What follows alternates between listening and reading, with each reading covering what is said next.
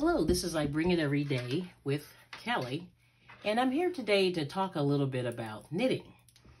Now, the one thing I want to show you just a little bit, I'm going to do a series that will talk about the basic steps of knitting and crochet, but today we're talking about knitting. And what I'm going to do is just give you just a quick history. So knitting consists of using the 2 needles, right? And these are just basic, these are vintage boy needles. They're a size 8 USA. And these are good. I think these are good for learning because these are not slippery. Sometimes plastic needles can be very slippery. So if you're a beginner, you just have to kind of, I hate to say feel the needle, but you can do metal. You know, that's the whole thing with these needles. They come in bamboo or wood.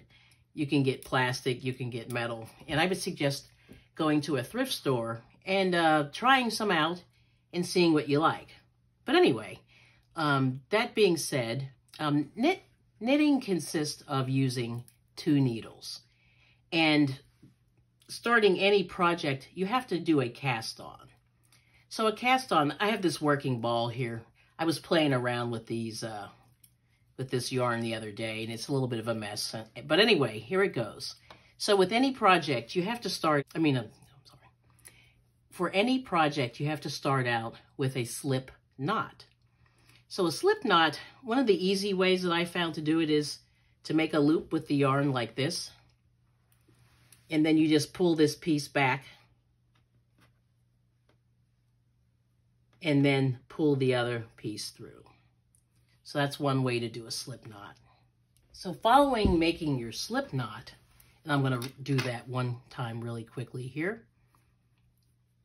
Once you do your slip knot, you put it onto the needle. Now these needles are, I didn't measure them, but I think these are 10 inches long, not quite a foot long. And these are a little bit on the shorter side. The other thing I wanted to mention too is that the metal needles can be very, very slippery also. So you really have to sort of tactile, find out what works for you. Now this is just some basic worsted yarn that I got from the Dollar Tree. And now we're going to add some stitches. So I'm just only going to add about 10 stitches, maybe 12. Let's see. So this is what I call the loop cast on. And what I do is I just take a little short length of yarn and I wrap it around my finger. So I'm kind of just pointing my finger and wrapping it around. And then I'm going behind it and then just sliding it in. And this is a cast on that I think is easy for beginners. And I did a previous series on a live stream if you want to check it out later. But I did this with a group of my crochet friends. And that's something that I like to do. And I did it in a very, very slow method. And I had one of my partners in crime hook that yarn, do it as well, showing her hands on the camera. So I lost count of stitches. But anyway, this is the basic loop cast on. And this is somewhat stretchy. The one thing I want to say, if you're a new knitter, just make sure that you can move the stitches around on the needle. You don't want it to be too tight, but you just want to have a little bit of looseness in between. So that is the loop cast on. So and that's what it should look like. I'm going to turn this to the side so you can see. So there's a little bit of a ridge on the bottom, but if you have a nice set of stitches, you know, this is a good way to start. And then what I want to just have anybody who's a new knitter is to make a swatch. And so this is a good way to start. So let's go with the swatch.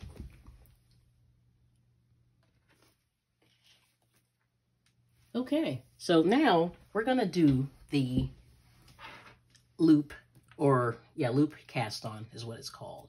So you start with your slip stitch, or slip knot. Oh my goodness, I keep saying slip stitch. Slip knot.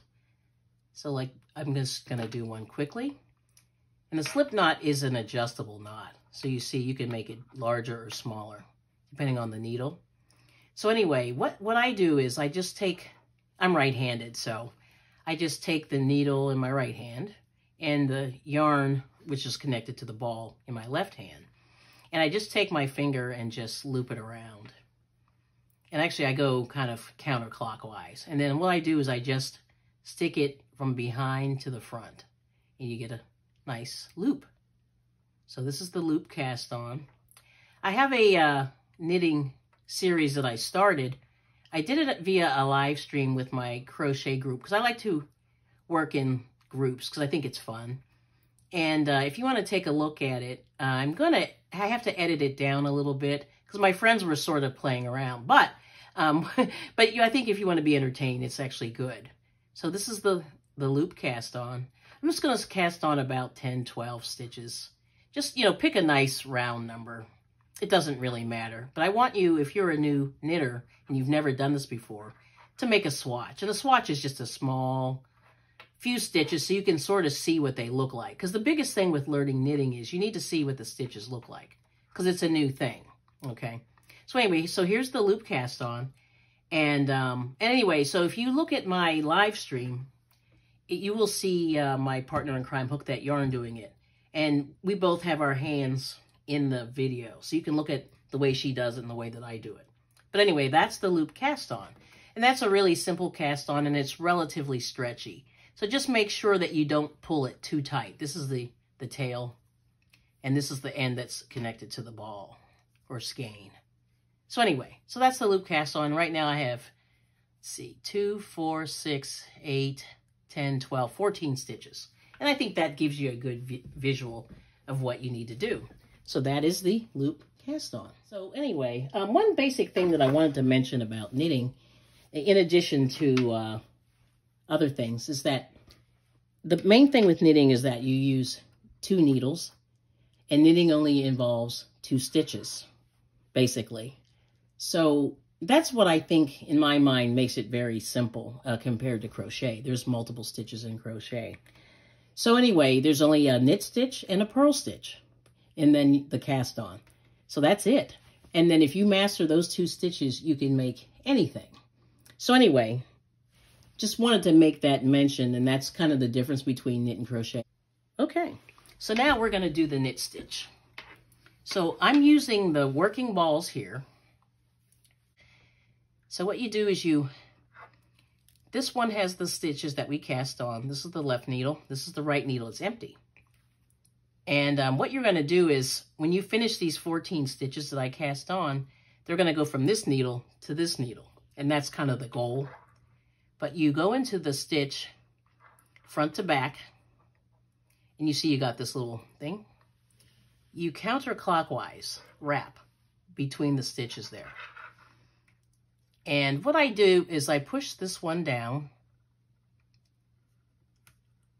and then slide it off. And that's 1 stitch. Let's do it again. You go into the front to the back. This is a little bit awkward. Slow counterclockwise. Push this one down and up, through, and then off. So you see what's happening is you have 2 stitches here, and you should have 12 over here, because I cast it on 14. And you continue this process. I'm going to go one more time. I'm going to go slowly so you can see a few stitches. And I did cast this one on a little tight, so this is my fault. But you just have to make sure that you go counterclockwise in between the 2 needles. Hold it. Slide this one to the front, like that, and you should see the little loop go on the front, and then slide it off. So it's just a transfer of stitches from the one needle to the other one. So wrap slowly, push this one down, up, and then off. And this way, now normally I would not do this needle pushing, but I think this gives you a good visual of how to do it. But when you start knitting in real life, you're not going to do this. But this is a helpful way for you to sort of see the process. It's a mechanical process. It really is. So I'm going to go in again.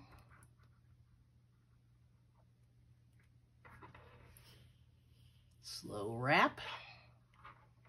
Push this down and up to the front and then off.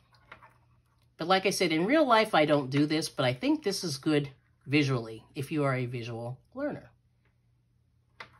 And this will just sort of help you get the mechanics of what the stitch looks like. Oops, and see, in this yarn, sadly, it's a little bit splitty.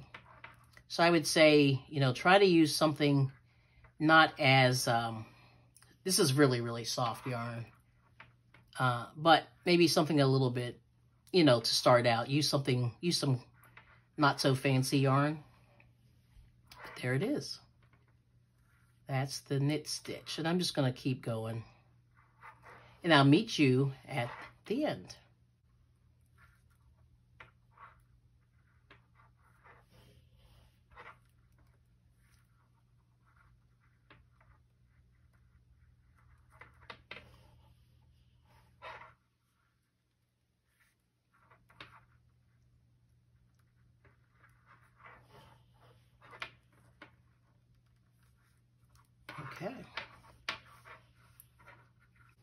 Okay, so right now what I have is, I just did several rows of knit. And as you see, you'll see braids or V's. And this is kind of like the front of your sweater. You know, if you were wearing a sweater, the soft side would be here. So anyway, just to give you a view of what the knit stitch looks like. But that's it. Did a couple rows just to show you what it looks like. Okay, so this is the purl stitch. So right now, the side that's facing you, or your chest or your stomach, is the side that you're working on. So we're working on the wrong side. So this is the purl stitch. So the working yarn, this is my tail, and I wish I didn't make it so long, but there it is. But anyway, so you go through the front, you do that counterclockwise wrap. Now, in the British way, you sort of have to push this down and up. So it's going to be in the back this time. And then you slide it off. Okay. Once again, you go to the front. So you're going to go on this angle, do the wrap between the two, and you sort of have to push it down and back. In the knit, you pushed it down in the front, but this one, you push it down in the back. So I guess it is opposite. Down in the back, and then slide it off. And the key thing with knitting is once you make the stitch, you slide it off because you're constantly transferring from the one needle to the next needle. And this needle, when you're done, will be empty, which is your left hand. So this is the British way of purling. Now, I'll show you another way later, but let's just, for now, I'll just continue doing this very slowly. And you should get the mechanical way that this is done. And once again, this is the British method. And also, in the knitting world, they call them throwers and pickers. This is the throwing method because I'm throwing the yarn around the needle. But once again, it's always counterclockwise. Counterclockwise. Counterclockwise. So that's the last stitch. So this is the stockinette stitch. And what you see is on the right side, you have these beautiful knit stitches. They look like braids. On the back side, you have the purl stitches or the bumps. And pretty much, if I were to put a ribbing on this, this would be a sock. So like a stocking. So this is the stockinette stitch. So what you do is you knit one row, you purl one row. You knit one row, you purl one row, and you continue to the length that you want. This is sort of the beginning of a sock or a sweater or a scarf. But anyway, making a swatch is a good way, too, to see how your yarn will look before you even invest all the time to start a project. So, and normally a swatch is 4 inches by 4 inches, but this gives you a good idea that this yarn would make actually a nice sweater or scarf. Pretty good. So once again, I'm knitting every row, knitting every stitch, every row. And I just want to show you at the end of this what it's going to look like. So I'm doing this in a different color. And I'm not going to bind it off, but I just want you to see what it looks like. So as you see, in terms of my method of doing this, I'm still doing the English or British method, I call it. I guess English. All right, so almost done. I got 3 stitches left. So I just did a little tiny swatch. So what you see here is the end result. Okay, so now, so you can see. So you see there's a swirly there. Yeah, this is very light, so I'm going to try to get in there better. There we go. So in between each row is a braid. So you see a braid underneath the needle, then a swirly, then a braid, then a swirly, a braid, and a swirly. So that's what a garter stitch looks like. So if any of you all ordered that Premier anti-pilling yarn, sorry, I got to get into the shot there. Apologize for that.